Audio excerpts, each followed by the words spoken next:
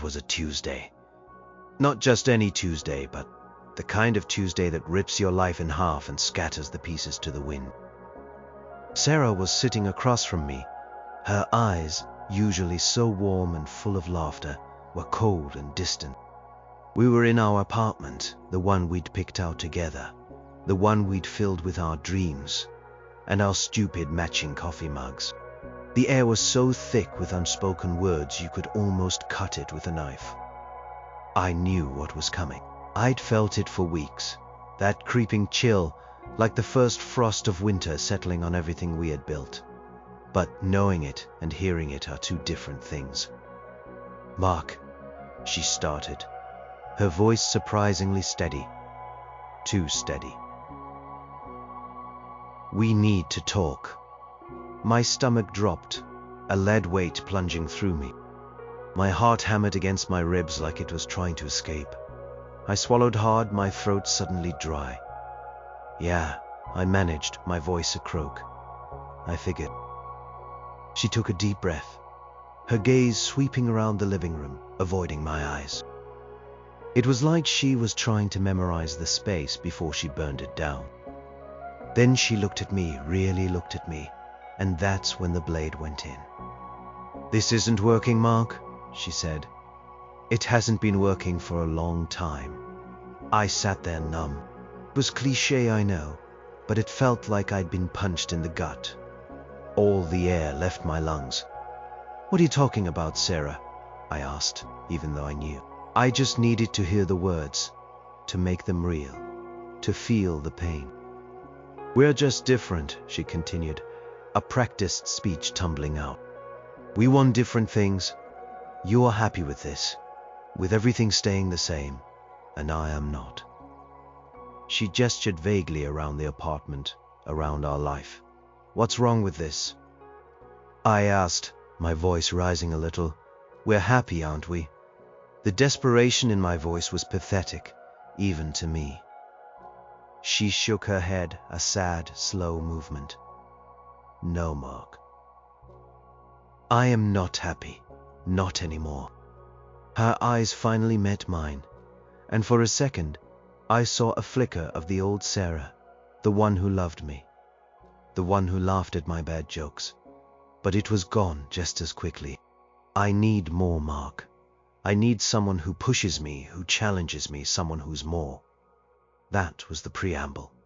The warm-up act, the real gut punch was still coming. I braced myself.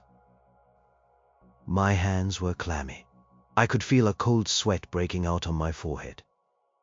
"Someone who's more what, Sarah?" I asked, my voice barely a whisper now. "More exciting?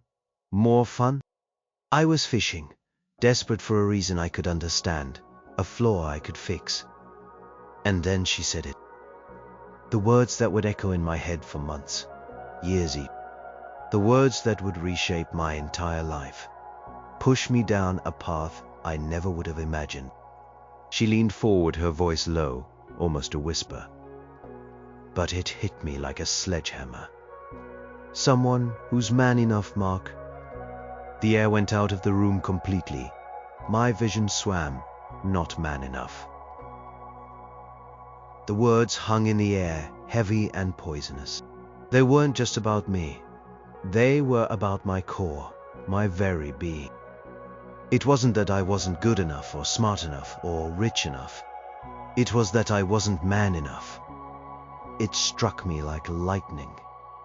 It was an accusation that went deeper than any other. I sat there stunned, speechless. My mind raced, trying to process it. What did that even mean? Was it my quiet nature? My lack of a six-pack? My preference for a night in with a movie over bungee jumping? What part of me was so fundamentally lacking that I couldn't even qualify as a man in her eyes? She saw the look on my face, the devastation. For a moment, a flicker of regret crossed her features, but it was quickly replaced by a steely resolve. "I've met someone, Mark," she said, dropping the second bomb. "He's different. He's everything I need." My jaw clenched, of course. There was always someone else, wasn't there? The cliché played out perfectly. Who is it? I asked, my voice a low growl. I already knew deep down. I'd seen the signs, the way she lit up when she talked about her new gym, her new fitness goals.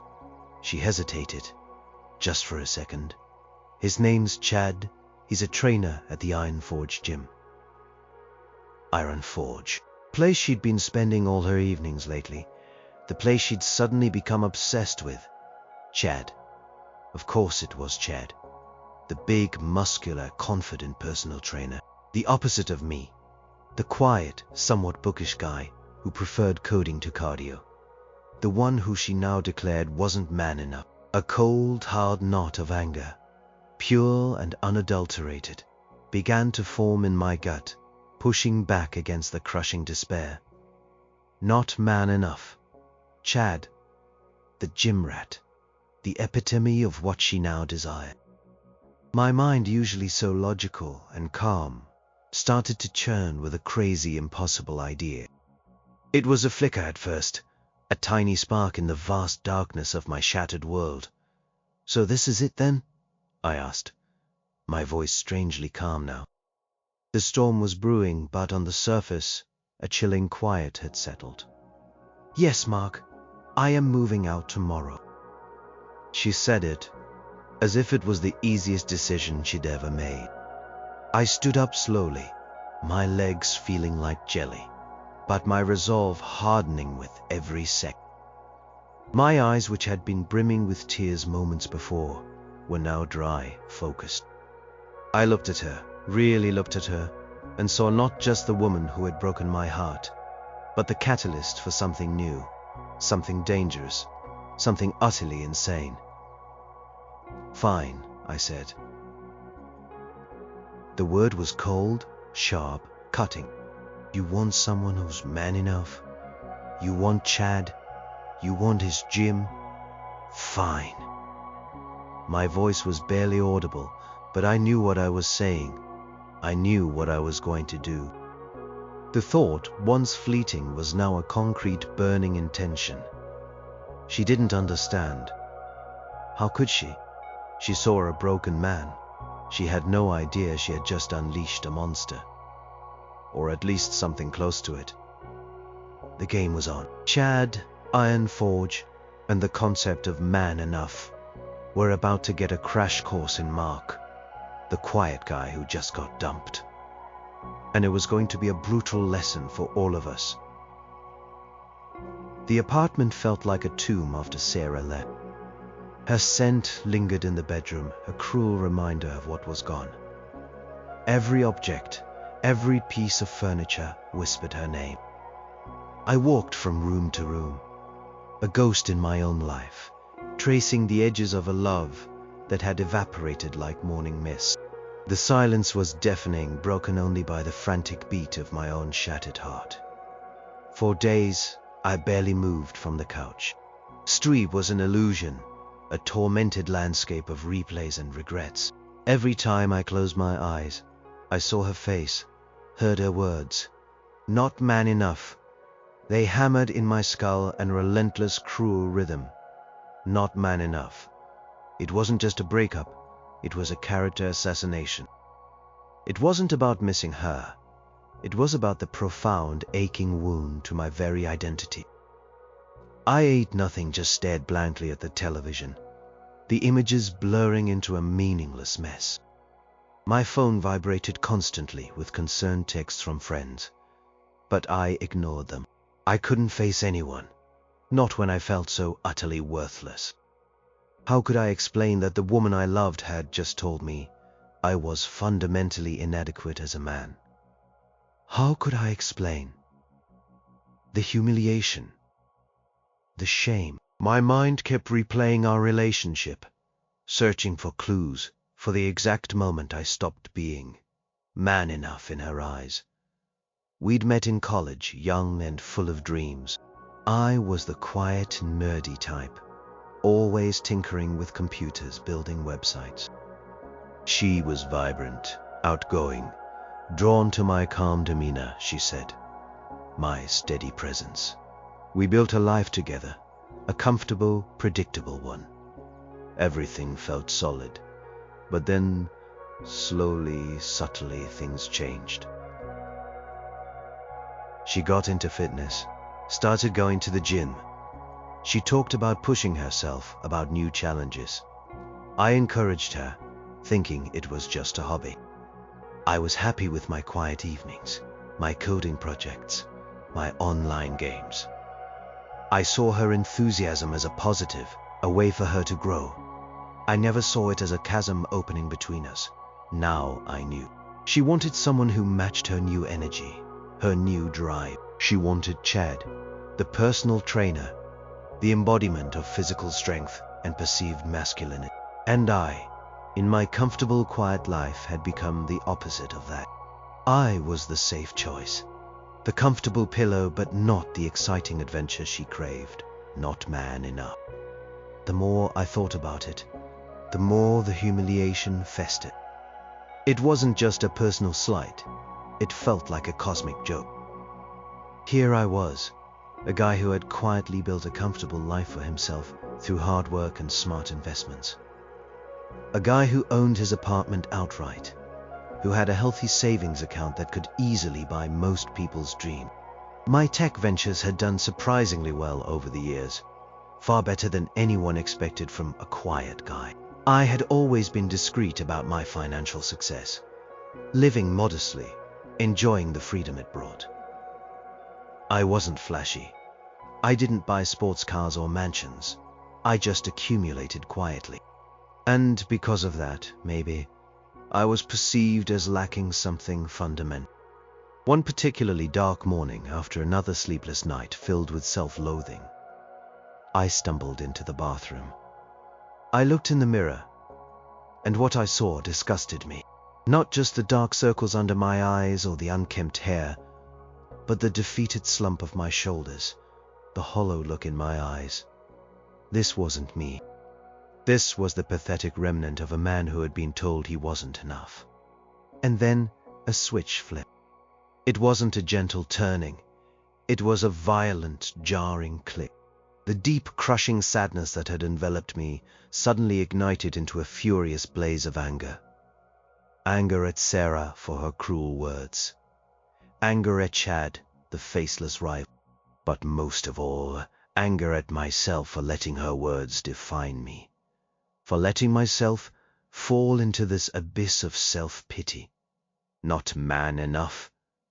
A venomous thought, hot and potent, surged through me. If she wanted man enough, I'd show her man enough. And I'd show Chad too. It wasn't about building muscles, it was about power. It was about proving my worth on a scale she couldn't comprehend. A scale that truly mattered in the world beyond her narrow definition. I grabbed my laptop, my fingers flying across the keyboard with a newfound energy. The first step was to research Iron Forge. Who owned it? Was it a franchise or independent? How was its financial health? Was it even for sale? My background in business and tech meant I knew how to dig, how to analyze, how to find the weak spots. Turns out Iron Forge was a small, independently owned gym. It had a decent local reputation, but from my initial online searches, it seemed a bit static. The owner, an older guy named Frank, had been running it for decades. His online presence was minimal, suggesting he wasn't exactly a digital native. This could be an advantage. I started looking for any public records, any business filings. Was it incorporated? Who were the registered agents? Was there any indication of financial distress?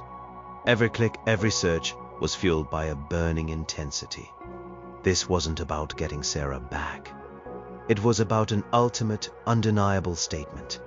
It was about reclaiming my dignity on my own terms. My financial resources, which I'd always kept quiet, suddenly felt like a weapon. My grandmother's inheritance, which I'd invested shrewdly years ago, had grown into a substantial sum. Coupled with the quiet successes of my various tech side projects, I realized I had more than enough capital to make a serious play for a small business like Iron Forge. I could do this. The thought sent a jolt of raw power through me. The idea that had seemed like a delusion just days ago now felt utterly attainable. The path forward was clear, albeit twisted. I would buy the gym. I would become the invisible hand pulling the strings. And then, when the time was right, I would reveal myself, not to get her back, but to show her exactly what man enough really meant to me. The game was truly on, and I was playing to win.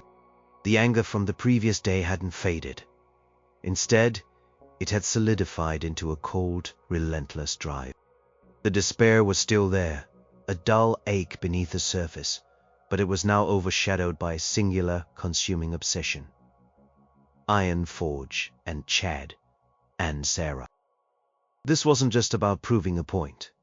It was about meticulously crafting a masterpiece of quiet, devastating revenge. My apartment, once a tomb of grief, was now my war room. My laptop became my command center. I spent every waking hour digging, researching, analyzing. Sleep was still a luxury I couldn't afford, but now it was due to feverish activity, not despair. I drank coffee by the gallon, my eyes glued to the screen. My first target was the gym itself. I pulled up public records, checking property deeds, business licenses, everything I could find. This made the acquisition potentially simpler, or at least more direct. Less red tape, more personal negotiation. I started building a profile on Frank. How old was he? What was his reputation? Was he looking to retire? Quick search of local business news, obscure forums, and even old newspaper archives yielded some insights. Frank had owned the gym for over 30 years. It was his life's work. But there were whispers, vague mentions of declining membership, an aging facility, and a general lack of modern equipment. It seemed Frank was comfortable, maybe too comfortable, coasting on his legacy. This was good news for me. A complacent owner might be open to an offer. Next, I focused on Chad. I knew his full name from Sarah. Chad Walker. I started with his social media profiles. Instagram, Facebook. Predictably, he was all over them, flexing in front of mirrors, posing with clients, mostly women of course, motivational quotes, protein shake endorsements. He radiated confidence, an almost aggressive masculinity. His posts with Sarah were subtle at first, just a shared photo at the gym, then gradually more obvious, a hand on her waist, a knowing look. Each picture was a fresh stab, but it also fueled my resolve. He was everything she said I wasn't, and I was going to turn his world upside down. I noticed his schedule, his favorite spots in the gym from his photos. He seemed to live there. He was a creature of habit. Good. Predictability was a weakness I could exploit. I even visited Iron Forge myself, disguised as a potential new member. I wore a plain hoodie, a baseball cap pulled low, and a pair of generic running shoes. I acted clueless, asking about membership options, eyeing the equipment. The place was dated. The machines looked old, some rusty. The paint was peeling in spots. It definitely had a local gym vibe, not the shiny, modern fitness palace Sarah seemed to crave. Chad was there, of course. He was a giant, all muscle and swagger. He was showing a woman how to do squats, his voice loud and booming. Sarah wasn't with him on that visit, which was a relief and a disappointment all at once. I watched him, felt the raw, primal urge to confront him, but I held back. Not yet. Patience was key.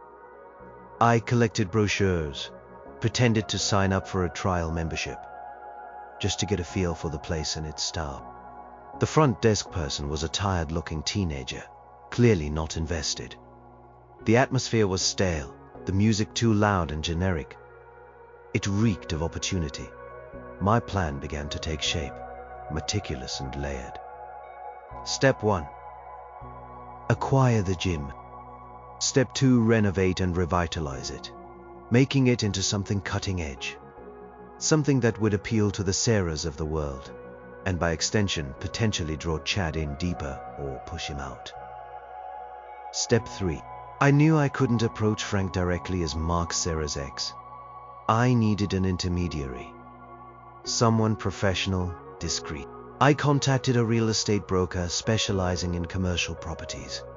Someone with a reputation for handling sensitive deals. I explained vaguely that I was an investor looking to acquire a local fitness center, specifically mentioning that I was interested in older, well-established properties with potential for modernization. I kept my personal reasons hidden, framing it as a pure business opportunity. The broker, a sharp woman named Eleanor, was intrigued. Iron Forge, you say? It's been around forever. Never heard of it being on the market, though. Perhaps the owner would be open to an unsolicited offer, I suggested, my voice calm, almost detached. Sometimes people don't realize what they have, or what it could be worth to the right buyer. Eleanor promised to make discreet inquiries. The waiting was excruciating. This wasn't just a transaction, it was the ultimate test of my resolve, my intelligence, my ability to execute. During this time, I started making subtle changes to myself too. Not for Sarah, I told myself, but for me. The not man enough jab had stung, but it had also, perversely, lit a fire. I wasn't going to become a gym rat like Chad, but I started working out in my apartment, simple bodyweight exercises. Just to shake off the lethargy, to feel stronger, I cleaned up my diet. I got a haircut. I started dressing better, even if I was just sitting at home, planning.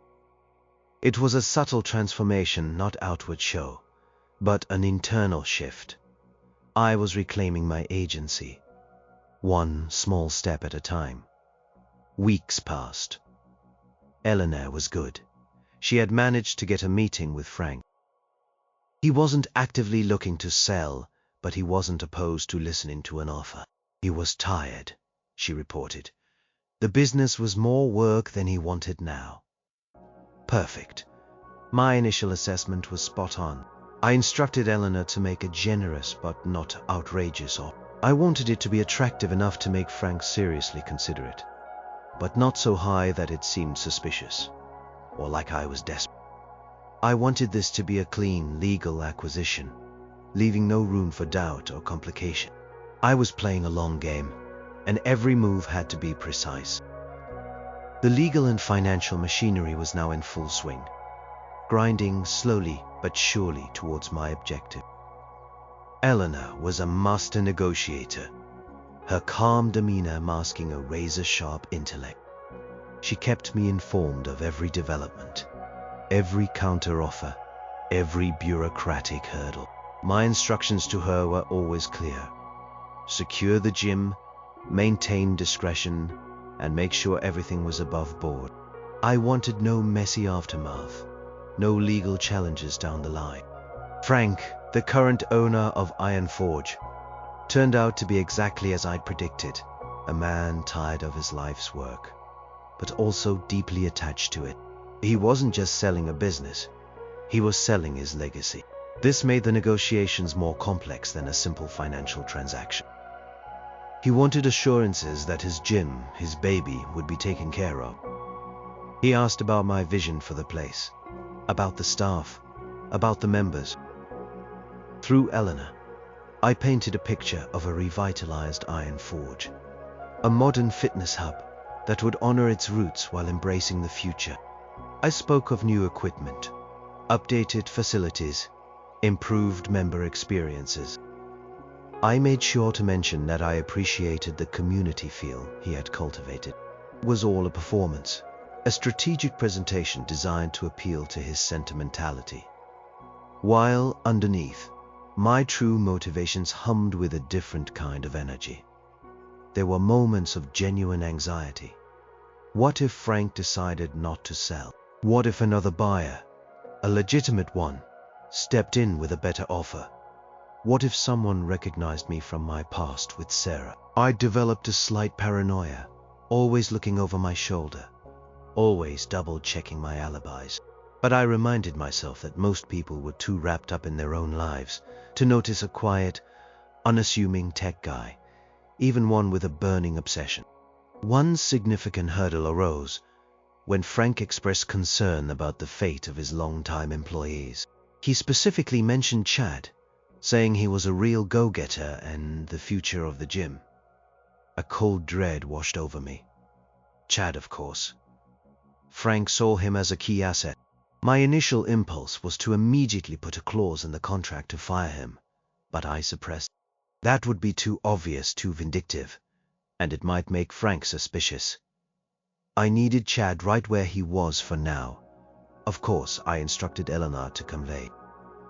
We plan to retain all current staff. Their experience and dedication are invaluable.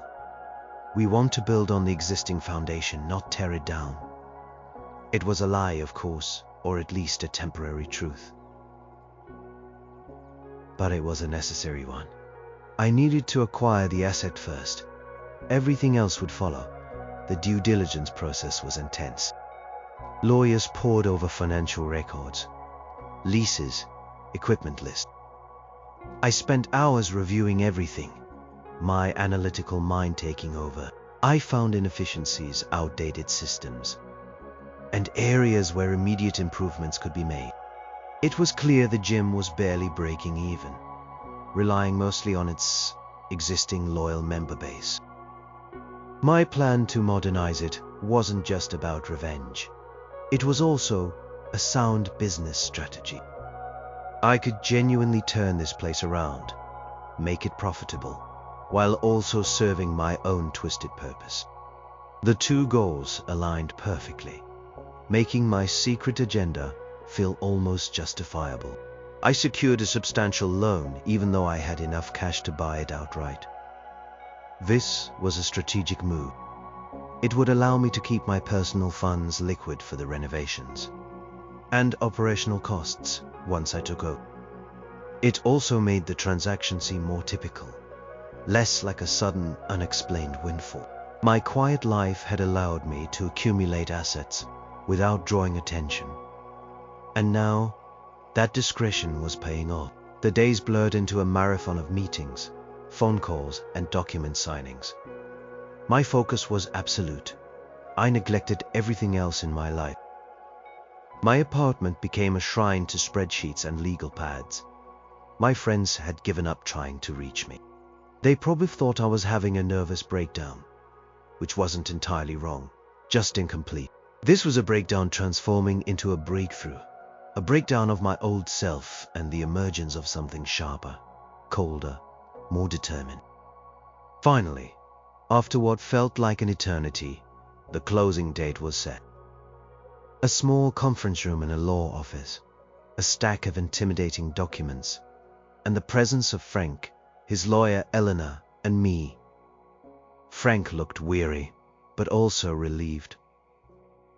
He shook my hand, his grip surprisingly firm. "You'll take good care of her, won't you?"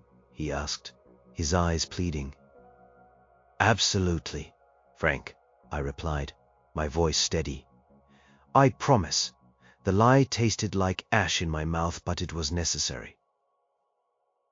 I was taking care of it all right, just not in the way he imagined. The papers were signed, the funds transferred. Iron Forge was mine. The keys, a heavy set on a simple ring, felt like a trophy in my palm. My stomach churned with a mix of triumph and a strange emptiness. The first phase was complete. I owned the gym, the place where Sarah had found her man enough, Chad the place. That was now mine to control. But the victory felt hollow in some ways. I had achieved the tangible goal, but the emotional wound remained. Would owning this gym, controlling Chad's destiny, truly heal that wound? Would it make me feel man enough? I didn't know, but I was about to find out. The real work was just beginning. I had to assume my new role as owner, implement my plans, and set the stage for the ultimate reveal. My identity as the quiet, unassuming Mark was about to be shed. A new persona, one forged in the crucible of heartbreak and ambition, was about to emerge. Chad and Sarah had no idea what was coming. The day after the acquisition closed, I walked into Iron Forge as its owner. Keys felt heavier than before, not just metal, but symbolic of the power I now held. It was early morning before the main rush, and the gym was sparsely populated. The same tired teenager was at the front desk, scrolling on her phone. She barely looked up as I approached. "Hi," I said, a little too loudly. "I am Mark. I am the new owner." Her head shot up, eyes wide. "The new owner? Really? Frank sold?" "He did," I confirmed, a small, tight smile on my face. "I am looking forward to getting things started here." She mumbled something about congratulations. Her initial shock turned into a kind of weary resignation. I knew I couldn't trust her with my true identity or intentions just yet. I needed to establish myself first, observe the dynamics, and put my strategic pieces in place. For the first few weeks, I played the role of the new, slightly hands-off owner. I introduced myself to the staff, including a few trainers I hadn't seen on my previous incognito visit. And then there was Chad. He strode in, just as arrogant and muscular as I remembered. He had that swagger, that confident tilt to his head, like he owned the place already. He was laughing loudly with another trainer, his voice echoing through the somewhat dated gym. He didn't notice me at first. I watched him, a knot of familiar anger tightening in my stomach. When I finally approached him, he was wiping down a bench press. "Chad, right?" I extended my hand. "I am Mark, the new owner." He paused mid-wipe, his eyes narrowing slightly. He looks me up and down, a quick dismissive glance, as if sizing up a potential weak client. His handshake was firm, almost aggressively so, but his smile didn't reach his eyes. "Oh, right, the new guy. Heard Frank sold, didn't think it was real." He scoffed a little too loud. "So you gonna shake things up? Or just keep it running into the ground?" The arrogance was instant, palpable. It infuriated me, but I forced myself to remain calm. "I plan on making some significant improvements, Chad," I said, my voice even. "Modernizing things, bringing in new equipment. Attracting new members." He raised an eyebrow, a smirk playing on his lips. "Good luck with that. This place has been stuck in the 90s for a while. Takes more than a fresh coat of paint to turn it around." He glanced at my relatively average physique, and I could practically hear the unspoken, "And you don't look like you know anything about gyms." I fought the urge to snap back, to reveal my true financial prowess, my meticulous planning. "Not yet." "We'll see," I simply said. "I am here to learn how things operate, observe, and then we'll implement changes gradually." My days became a cycle of observation and planning. I set up an office in a small, dusty back room Frank had used for storage. I installed a new, more robust server for the gym's membership software, ostensibly for upgrades, but secretly to gain full access to all member data, including Sarah's. Yes, she was still a member, and her visits were frequent. My heart would pound every time her name appeared on the system as having checked in. I spent hours walking the gym floor, pretending to assess equipment, but mostly watching Chad. He was good at his job, I had to admit. He had a natural charisma, an easy way with people, especially women. He knew how to motivate, how to push. He was exactly what Sarah had described as man enough. He was everything I wasn't, outwardly at least. And watching him, I felt that familiar sting of inadequacy, even as I held the power to disrupt his entire world. I started making subtle changes. I ordered new cleaning supplies, making the place smell less like old sweat and more like fresh citrus. I adjusted the music, shifting it from generic rock to a more varied, upbeat playlist. I began to quietly interview staff, assessing their loyalty, their skills, their potential weak points. I learned that Chad was well liked by some, but also seen as a bit of a hotshot by others, especially the older, more established trainers who felt he was given too much preferential treatment by Frank. This was useful information. My biggest challenge was patience. I wanted to confront Chad, to fire him, to tear down everything he stood for. But I knew that wouldn't be enough. It wouldn't prove anything to Sarah. It would just look like petty revenge from a desperate ex.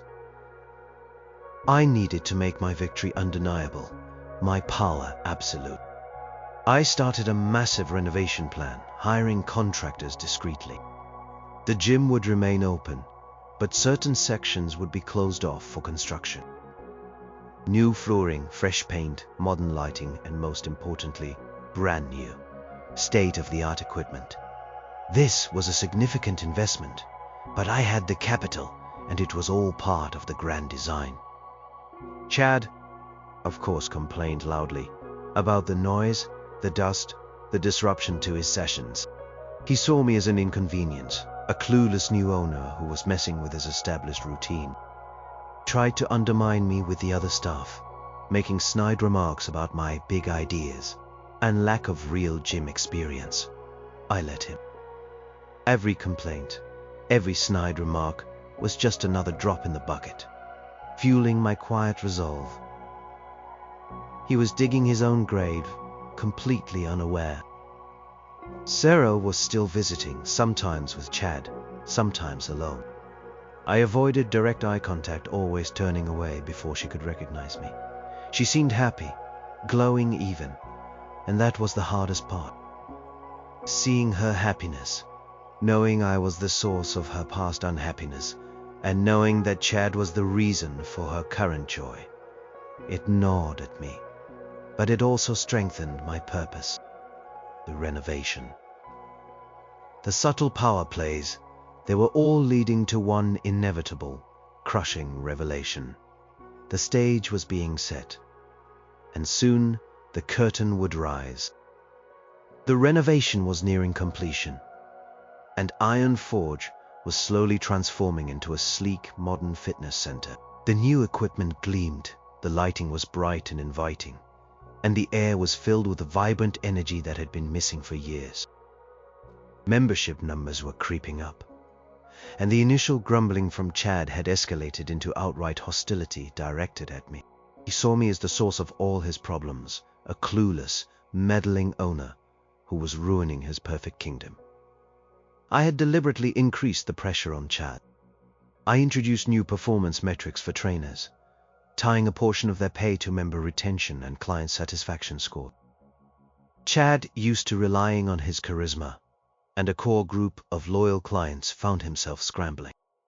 His numbers weren't as good as some of the other trainers, particularly Ben, my unwitting personal trainer who quietly excelled. Chad started taking it out on other staff members, snapping at the front desk, or complaining loudly in the break room about corporate interference, even though Iron Forge was now privately owned by me. Maria, the new manager, was a rock. She calmly documented his outbursts, reported them to me, and maintained a professional distance. He called me an anal-retentive pencil pusher this morning, Maria reported, her voice flat, but her eyes hinting at simmering anger. Document it, Maria, I said, my voice calm. Every instance, every time he violates policy, every verbal warning. We need a clear paper trail. My plan was to build an irrefutable case against him, not just to fire him, but to justify it completely. It wouldn't be just the bitter ex firing, the new boyfriend. It would be a professional, necessary termination based on performance and conduct. This was important for my own peace of mind. A way to tell myself I wasn't just acting on raw emotion. I also began to manipulate Chad's schedule. His premium clients who preferred those times slowly started to drift away or reschedule with other trainers. Chad accused me of deliberately sabotaging him. "You are doing this on purpose, aren't you?" he hissed one afternoon, cornering me near the new row of treadmills. "You are trying to push me out." I met his gaze, my face carefully neutral. "Chad, the new booking system optimizes trainer schedules for maximum efficiency and member access. We assign slots based on availability and client demand. If your clients are leaving, perhaps you need to reevaluate your approach, not blame the system." He clenched his fists, his face reddening. "My approach is fine. I've built a reputation here. You just don't like me, do you? What's your problem, huh? You act like you've got some beef with me." This was it, the bait. He was so close to realizing, but I held back. "My only problem, Chad, is ensuring Iron Forge is run efficiently and professionally. If you can't adapt, then perhaps this isn't the right environment for you anymore." I walked away, leaving him seething. The satisfaction was immense. He was a fish on the line, slowly being reeled in. During this period, my own physical transformation continued. Ben was an excellent coach, pushing me hard but intelligently. I was stronger, leaner, and had more stamina than ever before. My focus at the gym was no longer just about observation. It was also about my own progress. I wasn't Chad's size, but I was building a functional athletic physique, and the confidence that came with it was a powerful, unexpected bonus. This wasn't about becoming Chad. It was about becoming a better version of Mark, a version that perhaps, in Sarah's narrow definition, would finally be man enough. Constant hum of renovation, the clash of metal and the smell of fresh paint became the backdrop to my new life. Every day was a step closer to the inevitable confrontation. Chad was becoming more and more agitated, but he still had no idea. He was a fly buzzing around a spider's web, oblivious to the architect behind the strands. And I, the spider, was patiently waiting for the perfect moment to strike. The tension was building, a slow, agonizing crescendo. Soon the curtain would rise on the final act, and everyone would see who was truly manning up. Saturday dawned bright and clear, but my stomach was a whirlwind of nerves and anticipation. This was it. Culmination of months of obsessive planning, quiet acquisition, and subtle manipulation. Iron Forge looked magnificent, transformed from a dingy, dated gym into a vibrant, modern fitness hub. Balloons were tied to new equipment. A banner proclaimed grand reopening, and the scent of fresh paint mingled with the clean aroma of new rubber. Members started trickling in early, curious about the changes, their excited murmurs filling the air. Maria, sharp and efficient as ever, was managing the front desk, directing people to the free classes and smoothie samples. I stayed in my office, watching the main floor through the security monitors, waiting. I had to time this perfectly. Chad arrived predictably late with Sarah beside him. They moved through the crowd, Chad already radiating his usual swagger, but I noticed a slight tension in Sarah's shoulders, a flicker of something unreadable in her eyes. She was still beautiful, but seeing her now, months later, I felt a strange detachment. The burning pain was mostly gone, replaced by a cold sense of purpose. They headed straight for their booked training session in a quiet corner of the gym, blissfully unaware of the spectacle that was about to unfold. I saw Chad's irritation when he realized his usual spot was now part of a group class area. He grumbled, but Sarah, with a gentle hand on his arm, steered him towards a new open training zone. My heart pounded. a drum solo in my chest. This was it. I walked out of my office, a calculated calmness settling over me. I headed straight for the small stage I'd set up near the entrance, where a local reporter was already waiting, camera ready. Maria looked at me, a question in her eyes, and I gave her a subtle nod. She hit play on the sound system, and a cheerier, slightly louder track began to play. "Ladies and gentlemen," projected my voice, making sure it carried across the floor, even over the background music. Welcome to the new Iron Forge." A smattering of applause and curious faces turned my way. Chad and Sarah, still engrossed in their warm-up, didn't notice me at first. "For those of you who don't know me," I continued, my voice steady, confident, "I am Mark, and I am the new owner of Iron Forge." A ripple went through the crowd. More applause. The reporter started recording.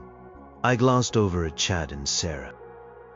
Chad had finally looked up, a look of mild surprise on his face.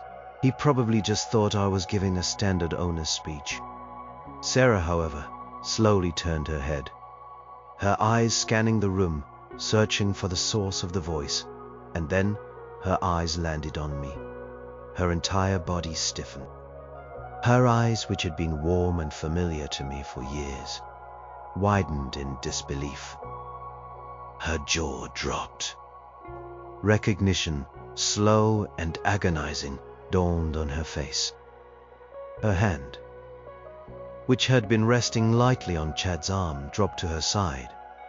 Chad, sensing her sudden stillness, followed her gaze. His eyes met mine, and for a split second, there was a flicker of confusion, then a dawning realization that I was looking directly at Sarah. Then a sudden cold dread washed over his face as he put the pieces together. "Mark!" Sarah's voice was a barely audible gasp, a choked whisper. I let a small, tight smile spread across my face. It wasn't friendly, it wasn't triumphant. It was something colder, sharper. "That's right, Sarah. Long time no see." The atmosphere in the gym shifted instantly. The cheerful background music seemed to fade. All eyes were on us. Chad's face turned from dread to anger. He took a step forward, a protective, aggressive stance towards Sarah. "What the hell is going on here, Mark?" Chad snarled, his voice loud, full of bluster. "What are you doing here?" "I just told you, Chad," I said, my voice cutting through the sudden silence. "I own this place, every square foot of it, every piece of equipment, every single membership contract." I let my gaze sweep over the gleaming new machines, over the renovated space, a subtle emphasis on every. Sarah looked from me to Chad, her face pale, a mixture of shock and horror. You bought the gym?" she whispered, as if the words were too big, too impossible to comprehend. "That's right, Sarah," I affirmed, my voice softer now but laced with an undeniable edge. "Funny, isn't it? This place where you found your man-enough boyfriend is now mine." A collective gasp went through the crowd. The reporter's camera zoomed in. People started whispering, pointing. Chad's face was crimson. He took another step forward, his fists clenching. "You scheming son of a..." Chad began, but I cut him off. "Oh, Chad," I said, a slow, theatrical shake of my head. "You have no idea. You see, when someone tells me I am not man enough, I tend to take it as a challenge. And I tend to respond in ways they never..." I looked directly at Sarah, letting my words sink in, letting them echo the pain she had inflicted on me. Sarah's eyes filled with tears, her face crumbling. She looked utterly devastated, caught in the crossfire of a war she had started, but never expected to see escalate to this level. Chad, enraged, stepped fully in front of her, his body language threatening. "You did all this for revenge?" Sarah's voice cracked. "You are insane, Mark. Insane." I chuckled, a bitter, hollow sound. Maybe, or maybe, I just decided to redefine man enough on my own terms. Terms that involve ownership, power, and a little bit of strategic planning. Something beyond just flexing muscles. I paused, letting the implication hang in the air. "And speaking of muscles, Chad, we need to talk about your employment, or rather your former employment. The final blow." Chad's eyes widened, a look of pure, unadulterated shock replacing his anger. Sarah gasped again, a choked sob. Crowd around us was silent, captivated by the raw drama unfolding before them.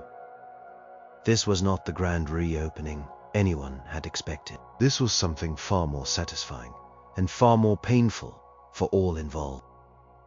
The silence that followed my declaration about Chad's employment was deafening, broken only by the whirring of the reporter's camera. Chad's face went from crimson to a sickly pale, as if all the blood had drained from it. Sarah stood behind him, her hands covering her mouth, eyes wide with horror and disbelief. "What did you say?" Chad finally managed. His voice a low growl, but with an underlying tremor of fear. "I said, we need to talk about your former employment, Chad," I repeated, enunciating each word clearly, letting them hang in the air. "Your services are no longer required at Iron Forge. Effective immediately." Chad lunged forward, but Maria, the new gym manager, who had been standing a few feet away, stepped in calmly, placing a hand on his chest. "Chad, please, let's not make a scene." "A scene?" Chad roared, trying to push past her. "He's firing me. This psycho just bought the gym to fire me." His eyes locked onto mine, blazing with fury. "You can't do this, you pathetic little—" "Oh, I can, Chad," I interrupted, cutting him off before he could resort to insults. "And I am. Your performance metrics have been consistently low. Your client retention is down, your attitude towards management and other staff has been unprofessional and disruptive. We have a clear paper trail, thanks to Maria here." I gestured to Maria, who gave a slight acknowledging nod. "This isn't personal, Chad. It's business. You are simply not a good fit for the new Iron Forge." "Not personal?" Chad scoffed, a bitter, humorless laugh escaping him. He pointed a shaking finger at Sarah. "You think this isn't personal? You did this because of her, didn't you? Because she left you for me. Because you weren't man enough." The crowd gasped again. Sarah winced, as if physically struck by his words, or perhaps by the public airing of our private history. "You are right, Chad," I said, my voice suddenly calm, almost reflective. "It started personal, when Sarah told me I wasn't man enough and then moved on to you. A man who, by her definition, clearly was. It broke me. It shattered my perception of myself. But it also ignited something, a determination to redefine what man enough truly means on my own terms." I looked directly at Sarah, my gaze unwavering. "It's not about muscles, Sarah. It's not about bravado. It's about building, about controlling your own destiny, about having the vision and the means to take what someone else values and make it your own. It's about power, and ironically, Chad, you were a part of that journey, a necessary part even. You were the catalyst." Sarah stared at me, tears streaming down her face, her expression a mix of shame, regret, and something akin to fear. "Mark, please," she choked out. "This is too far. You are ruining lives." "Ruining lives, Sarah?" I scoffed, a bitter laugh escaping me. "You ruined mine first, or at least you thought you did." You broke my heart, shattered my confidence, and then you threw those words at me. Not man enough. Those words defined me for months. They festered, and now I am showing you what they really mean. I built something incredible out of that pain. I became more than I ever was when I was with you. Chad, meanwhile, had recovered some of his bluster. You think this makes you man enough, Mark? Destroying someone else's career, being a petty, vindictive bastard. Perhaps, I conceded, a flicker of true amusement in my eyes. But I own the ground you stand on, Chad, and you no longer work for me. That to me feels pretty man enough. Now I am going to ask you to leave. Maria will escort you out and arrange for you to collect your belongings later. Mariah stepped forward, her hand still resting gently on Chad's arm. He hesitated, looking around at the silent, watching crowd, his anger warring with his humiliation. He knew he was beaten. Fine, he snarled, ripping his arm away from Maria. But you haven't heard the last of this, Mark. You just wait. He grabbed Sarah's arm, his grip tight, pulling her towards the exit. Sarah didn't resist, her head down, her body trembling. As Chad dragged her past me, she lifted her head for a second and our eyes met. Her expression was unreadable, a complicated mix of emotions I couldn't quite decipher. Then she was gone, pulled out of the gym and out of my life, at least for now. The gym slowly came back to life after they left. The members, who had been silent witnesses, slowly started whispering amongst themselves, then resumed their workouts, though with many furtive glances my way. The reporter, looking ecstatic, was already interviewing Maria, trying to get more details. I stood there on the stage, in the middle of my transformed gym, surrounded by the fruits of my painful labor. I had done it. I had executed my plan. Chad was fired. Sarah had seen the depths of my resolve, the extent of my response. But the overwhelming feeling wasn't triumph. It was emptiness, a profound, chilling void. The anger that had fueled me for months had dissipated, leaving behind a strange hollowness. Was this it? Was this what being man enough felt like? A hollow victory built on someone else's humiliation. The question lingered, a bitter taste in my mouth. I had played the game and I had won. But what, exactly, had I won? And at what cost? The days and weeks following the grand reopening were a blur of activity, but the emotional hollowness persisted. The news of the dramatic confrontation at Iron Forge spread quickly through local social media. Some people lauded me as a brilliant, if ruthless businessman. Others condemned me as a vindictive ex. My name was everywhere. My phone buzzed constantly with calls from curious friends, distant relatives, and even a few venture capitalists interested in my vision. I avoided most of them. The attention was overwhelming and honestly uncomfortable. I had sought revenge, a very public statement, but the reality of being a local sensation was jarring. I found myself retreating, despite having stepped into the spotlight so deliberately. Chad tried to fight back. He posted angry rants on social media, accusing me of defamation and wrongful termination. But Maria's meticulous records and the legal paperwork from his dismissal was solid. His claims went nowhere. He eventually deleted his accounts, his online presence vanishing as quickly as it had appeared. I heard whispers he'd left town, looking for work elsewhere. Part of me felt a cold satisfaction, but another part felt nothing at all. Sarah was a different story. She disappeared completely. Her social media went dark. I didn't see her at the gym. Her membership went unused. I sometimes wondered where she went, if she was okay, if she ever thought about those words she'd thrown at me. She was the one who had truly broken me, and the one I had, in turn, broken. The gym thrived. The renovations were a huge success. New members flocked in, attracted by the modern facilities and the buzz generated by the whole saga. Maria proved to be an indispensable manager, handling the operations with a firm, professional hand. The other trainers, relieved to be rid of Chad's volatile presence, worked harder, embracing the new system. Iron Forge, the symbol of my vengeance, became a genuinely successful business.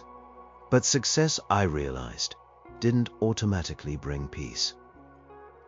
The initial rush of triumph had faded. I owned a thriving business. I was financially more secure than ever. And I had exacted my revenge. You? The question lingered, a persistent whisper in the quiet moments. Was I man enough now? The answer, I slowly began to understand, wasn't a simple yes or no. The person I had been when Sarah broke up with me was passive, complacent, maybe a little too comfortable. The person who had emerged from that crucible of pain was driven, decisive, and capable of extreme measures. I had acquired a gym. I had destroyed a man's career. I had made a powerful, undeniable statement. But had I become a better man, or just a more powerful one? I started spending more time in the gym. Not just as an owner, but as a member. I continued training with Ben. He never asked about the drama, just focused on my form, my progress. He saw me as a client, then as a friend. Through the physicality, the sweat, the quiet conversations with Ben, I started to gain a different perspective. Ben was a simple man, a dedicated trainer. He showed up every day, worked hard, helped people improve their lives. He didn't boast. He didn't chase external validation. He was just himself. And he was strong, not just physically, but in his quiet resilience, his genuine care for others. He was in his own way incredibly man enough. Not by Sarah's definition, not by Chad's, but by a deeper, more fundamental standard. I started to reflect on my journey. My revenge had been meticulously planned, brilliantly executed. Proved I had intelligence, resources, and ruthless determination. But did it make me happy? Not really. It had been an elaborate, painful way to process grief and anger. It had transformed me, yes, but not necessarily into the kind of man I truly wanted to be. I still own Iron Forge. It's a good business. I am a good owner now, genuinely invested in its success and the well-being of its staff and members. I've found a new routine, a healthier one both physically and mentally. The gym, once a symbol of my pain and revenge, has become a place of growth for others and for myself. I don't know if Sarah ever truly understood the depth of my hurt or the scale of my reaction. I don't know if she ever regretted her words. And honestly, I don't think it matters anymore. Her words, not man enough, were a catalyst. They pushed me to an extreme, but they also eventually pushed me to a deeper self-awareness. I am still working on defining what man enough means for me. It's not about how much I can lift or how many businesses I can buy. It's about integrity. It's about resilience. It's about building not just companies but relationships and a life that feels authentic and fulfilling. It's about being true to myself, accepting my strengths and my flaws, and not letting anyone else's narrow definition dictate my worth. The saga of Iron Forge was my ultimate expensive therapy session. And while the wounds from that breakup might never fully disappear, the scar is a reminder. I survived. I transformed. And I am still figuring things out, one day at a time. And maybe, just maybe, that's man enough after all.